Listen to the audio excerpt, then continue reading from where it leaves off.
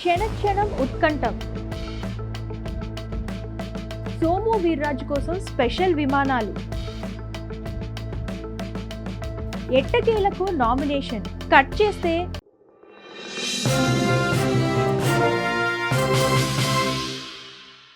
MLA కోట MLC నామినేషన్ల దాఖలు ఘట్టంలో ఏం జరుగుతుందో ముందుగా పరిశీలిద్దాం. సోమవారం చివరి గడువు కావడంతో బీజేపీ తరఫున ఆఖరి నిమిషంలో సోము వీర్రాజు హడావిడిగా నామినేషన్లు దాఖలు చేశారు. ఆయనకు పార్టీ తరఫున అందాల్సిన ఏబీ ఫారాలు ఏపీ బీజేపీ కార్యాలయంలో అందుబాటులో లేకపోవడంతో తొలుత కొంత హైరాణ పడ్డారు. అయితే ఆ పార్టీ జాతీయ అధ్యక్షుడు జేపీ నడ్డా సంతకం చేసిన 2 ఫారాలు తెలంగాణ బీజేపీ కార్యాలయంలో ఉన్నట్లు తెలుసుకొని పార్టీ అధిష్టానం వాటిని తక్షణం విజయవాడకు తరలించాలని ఆదేశించింది. అయితే రోడ్డు మార్గంలో వస్తే ఆలస్యం అవుతుందని తెలంగాణ రాష్ట్ర పార్టీ కార్యాలయ బాధ్యుడు టీవీఎస్ఎన్ రాజు ప్రత్యేక విమానంలో వాటిని తీసుకొని గన్నవరం చేరుకున్నారు. అవి చెల్లుబాటు కావాలంటే మాత్రం రాష్ట్ర పార్టీ అధ్యక్షుల సంతకం తప్పనిసరి. అయితే పార్లమెంట్ సమావేశాల్లో పాల్గొనేందుకు బీజేపీ రాష్ట్ర అధ్యక్షురాలు పురంధేశ్వరి ఢిల్లీ వెళ్లారు.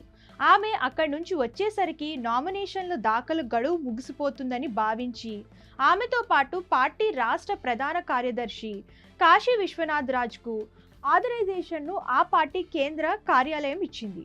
ఆ విషయాన్ని కాశీ విశ్వనాథ్ రాజ్కు ఫోన్లో సమాచారాన్ని ఇచ్చి గన్నవరం విమానాశ్రయానికి వెళ్లి హైదరాబాద్ నుండి వచ్చిన ఫారాలను తీసుకోవాలని చెప్పారు.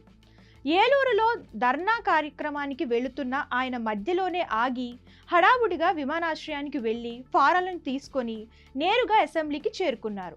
అసెంబ్లీకి చేరుకున్న ఆయన అన్ని పత్రాలు సరిచూసుకుని మరో 14 నిమిషాల్లో గడువు ముగుస్తుందనగా ఎట్టకేలకు నామినేషన్ దాఖలు చేశారు. ఇక ఇది మనకు అందుబాటులో ఉన్న వార్త. అసలు విషయాలను ఒక్కసారి ప్రస్తావిద్దాం. బీజేపీ ఎందుకని సోము వీర్రాజు ఎంపికను అత్యంత ప్రెస్టేజ్గా భావించిందన్నది పలు ఆలోచనలను తావిస్తోంది. అందుబాటులో ఉన్న వార్తా కథనాల ప్రకారం కూటమి ఎమ్మెల్సీలుగా టీడీపీ 3, జనసేన 1, బీజేపీ 1 చొప్పున స్థానాలు దక్కాల్సి ఉంది. బీజేపీ తరపున పాతూరి నాగభూషణం పేరును సూచించింది. అయితే పాతూరుతో పాటు మరో వ్యక్తి పేరును అధిష్టానం పరిశీలనలో అప్పట్లో ఉన్నాయి. చివరి క్షణంలో సోము వీర్రాజు పేరు తెరపైకి వచ్చింది. అయితే ప్రతిపాదింపబడ్డ 2 వ్యక్తులు గతంలో టీడీపీ నుంచి బీజేపీలోకి వచ్చిన వారే. సరిగ్గా ఇక్కడే ట్విస్ట్ ఉంది. టీడీపీ నుంచి బీజేపీలోకి వచ్చిన వారికి సీట్ ఇచ్చి వారిని టీడీపీయే తన చెప్పు చేతుల్లో ఉంచుకోవాలన్నది ఇక్కడ కనిపిస్తున్న రాజకీయ సమీకరణ. నిజంగానే టీడీపీ వేసిన ప్లాన్ ఇదేనా, లేదా యాదృచ్ఛికంగా, మరి లేదంటే కాకతాళీయకంగా కలిసి వచ్చిందా అన్నది మరొక వాదన. ఈ విషయాన్ని పసిగట్టిన బీజేపీ ఆర్ఎస్ఎస్ నేపథ్యంలో వచ్చిన వ్యక్తి, బీజేపీలో అత్యంత విధేయుడిగా ఉన్న వ్యక్తి, అనేక గట్టి పదవులను చేపట్టిన వ్యక్తి, అలాగే ఏపీ బీజేపీకి రాష్ట్ర అధ్యక్షుడిగా పనిచేసిన వ్యక్తిగా ఉన్న బీజేపీ ఎమ్మెల్సీగా సోము వీర్రాజునే ఎమ్మెల్సీగా చేయడంలో అంతర్గత రాజకీయ సమీకరణ ఏంటి చెప్పమా అనే సీక్రెట్ను ప్రేక్షకులే ఇక్కడ గమనించాలి.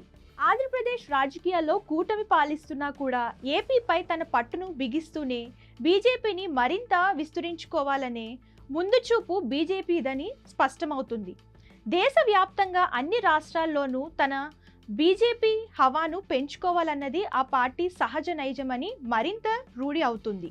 బీజేపీ ఒక చోట ప్రవేశించిన తరువాత నయానో భయానో బీజేపీ తన స్థానాన్ని సుస్థిరం చేసుకునే తత్వం బీజేపీది.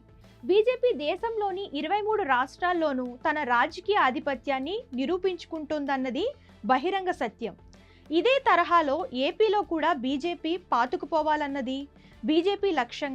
సరిగ్గా దీన్ని అమలు చేసే క్రమంలోనే తమ రాజకీయ పావులను అడుగులను వేస్తుందనడానికి సోము వీర్రాజు ఎంపిక ఒక మచ్చుతునక అని భావించవచ్చా అనేది ప్రేక్షకులకే వదిలేస్తున్నాం.